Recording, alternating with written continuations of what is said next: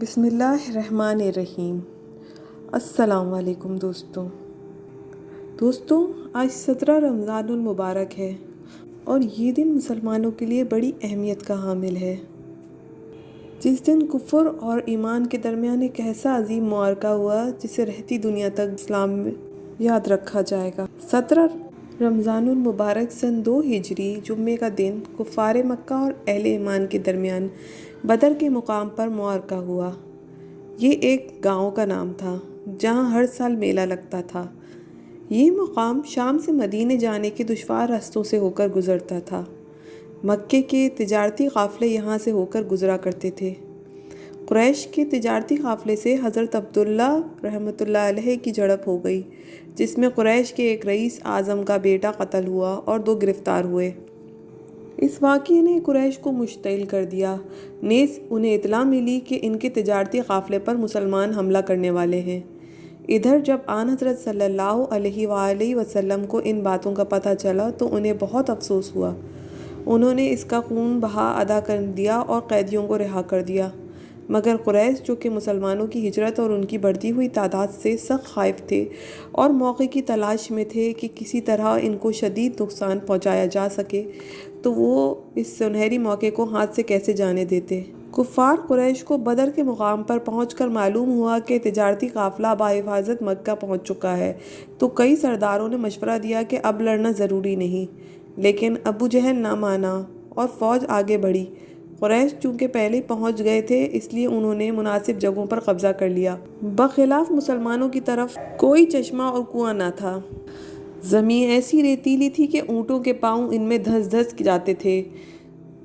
اللہ کا کرنا ایسا ہوا کہ بارش ہوئی جس سے گرد جم گئی اور مسلمانوں نے جا بجا پانی روک کر چھوٹے چھوٹے تالاب بنا لیے تاکہ وضو اور غسل کے کام آ سکے۔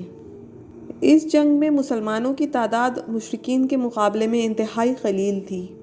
مشرکین مکہ کی تعداد جو کہ 1000 تھی، 300 گھوڑے اور 1700 اونٹ تھے، جبکہ مسلمانوں کی تعداد 370 اونٹ اور 3 گھوڑے پر مشتمل تھی، مگر ان صحابہ کرام کے دل میں جذبہ ایمانی کی طاقت تھی اور انہیں اپنے اللہ اور اپنے نبی پر پورا بھروسہ تھا۔ لشکر اسلام کا یہ قافلہ 16 رمضان المبارک کو بدر کے مقام پر پہنچا۔ حضرت انس رضی اللہ عنہ سے روایت ہے کہ رسول اکرم صلی اللہ علیہ وآلہ وسلم زمین پر ایک خاص جگہ ہاتھ رکھتے اور فرماتے، فلاں کافر کے مرنے کی جگہ ہے۔ حضرت عمر رضی اللہ عنہ اور دیگر صحابہ کرام فرماتے ہیں کہ دوسرے روز جنگ ختم ہوئی تو ہم نے ان نشانات کی جگہ کو دیکھا، ہر کافر اسی جگہ مرا پڑا تھا جس جگہ آپ صلی اللہ علیہ وآلہ وسلم نے نشانات لگائے تھے۔ اس جنگ میں حضور صلی اللہ علیہ وآلہ وسلم کے لیے جنگی ہیڈ کوارٹر کے طور پر ایک جھوپڑی بنائی گئی۔ تاہم تمام صحابہ کرام رضی اللہ عنہ نے رات بھر آرام کیا، صرف ایک ذات تھی جو رات بھر نمازوں اور اللہ تعالیٰ کی بارگاہ میں دعائیں کرتی رہی۔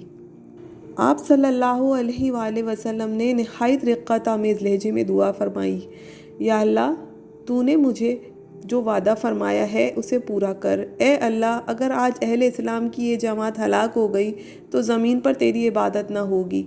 آپ صلی اللہ علیہ وآلہ وسلم کی رقت آمیزی دیکھ کر حضرت ابو بکر صدیق رضی اللہ عنہ نے عرض کیا، اے نبی صلی اللہ علیہ وسلم، اللہ سے آپ کی یہ دعا ہی کافی ہے۔ آپ صلی اللہ علیہ وسلم کا رب آپ کی دعا اور وعدہ کو کبھی رد نہیں کرے گا۔ دوسرے دن جنگ شروع ہوئی تو اس جنگ کا زیادہ تر صحابہ کرام اور کفار قریش آپس میں قریبی رشتہ دار تھے۔ مسلمان ہونے کے بعد ان کے لیے یہ خونی رشتے اللہ کی محبت میں بے معنی ہو گئے تھے۔ وہ اپنے بیٹوں، بھائیوں اور باپ کے خلاف صف آرا ہوئے، صرف ایک رشتہ باقی رہا جو اللہ کی ذات سے تھا۔ اس جنگ میں کافروں کو سخت نقصان اٹھانا پڑا۔ ابو جہل اور عتبہ جیسے سرداروں کے قتل کے بعد قریش نے سپر ڈال دیے۔ مسلمانوں نے ان کو گرفتار کرنا شروع کر دیا۔ قریش کے بڑے معتبر لوگ گرفتار ہوئے۔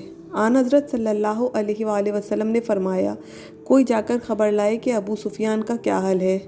حضرت عبداللہ بن مسعود رضی اللہ عنہ نے ابو سفیان کی گردن کاٹ کر آپ صلی اللہ علیہ وسلم کے قدموں میں رکھ دی۔ اس جنگ میں مسلمانوں کے 14 صحابہ کرام رضی اللہ عنہ نے شہادت پائی، جبکہ قریش کے بڑے سرداروں سمیت 70 لوگ مارے گئے اور اسی قدر گرفتار ہوئے۔ اس جنگ سے قریش کا نشانہ ہرن ہو گیا۔ بدر کی فتح سے مسلمانوں کی قسمت کا پاسا پلٹ گیا۔ اب وہ محض دین اسلام کے مبلغ ہی نہ تھے بلکہ ایک سیاسی طاقت کی حیثیت بھی اختیار کر چکے تھے۔ انہوں نے ظالمانہ قوت کو مٹا کر عدل و انصاف کی سلطنت قائم کرنے کی بنیاد رکھ دی۔ اسی جنگ میں مسلمانوں کے لیے کئی پہلو سے سبق اور نئی راہیں موجود ہیں۔ ایک طرف آپ صلی اللہ علیہ وآلہ وسلم نے قیدیوں سے اچھا سلوک کرنے کا حکم فرمایا تو دوسری طرف آپ صلی اللہ علیہ وآلہ وسلم نے فدیہ دے کر انہیں چھوڑنے کا حکم بھی دیا۔ جو نادار تھے اور پڑھے لکھے تھے ان کو فدیے کے طور پر 10 بچوں کو پڑھانے کی ذمہ داری دی۔ اس سے اندازہ ہوتا ہے آپ صلی اللہ علیہ وآلہ وسلم تعلیم کو کتنی اہمیت دیتے تھے۔ اس معرکے میں 2 صحابہ کرام رضی اللہ عنہ جنگ کے لیے آ رہے تھے تو قریش نے ان کو اس وعدے پر جانے دیا کہ وہ مسلمان کے ساتھ مل کر جنگ نہیں کریں گے۔ انہوں نے یہ بات آن حضرت صلی اللہ علیہ وآلہ وسلم کو بتائی تو آپ صلی اللہ علیہ وآلہ وسلم نے افرادی قوت کی کمی ہونے کے باوجود انہیں جنگ میں حصہ لینے سے روک دیا۔ اس سے آپ صلی اللہ علیہ وآلہ وسلم کے وعدے اور اپنی بات پر قائم رہنے کی اہمیت کا اندازہ ہوتا ہے۔ اگر آج ہم تھوڑی دیر کو یہ سوچیں کہ اس زمانے میں 17 رمضان کو مسلمان کس قدر مشکلات کا شکار تھے، نہ کھانے کو کچھ تھا، نہ پہننے کو ڈھنگ سے کپڑا، نہ رہنے کو مکان، نہ زندگی گزارنے کے لیے تحفظ کا کوئی سائبان تھا، ہر طرف دشمن ان کی طاق میں تھے کہ کس طرح ان کو نیست و نابود کر دیا جائے۔ ان حالات میں انہوں نے محض اپنے جذبہ ایمانی کی بنیاد پر اتنی بڑی جنگ لڑی اور فتح حاصل کی۔ آخرکار ہم بھی تو اسی دین کے پیروکار ہیں، اسی اللہ کو ماننے والے ہیں، پھر کیوں ہم اس قدر بڑی تعداد میں ہونے کے باوجود اتنے بے بس اور ذلیل و خوار ہیں؟ اس بارے میں ہم سب کو سوچنے کی ضرورت ہے۔ اپنی اصلاح کی ضرورت ہے کہ یہ محض ایک تاریخی واقعہ ہی نہیں کہ جس میں مسلمانوں نے اپنا خون بہا کر فتح حاصل کی، بلکہ ہم سب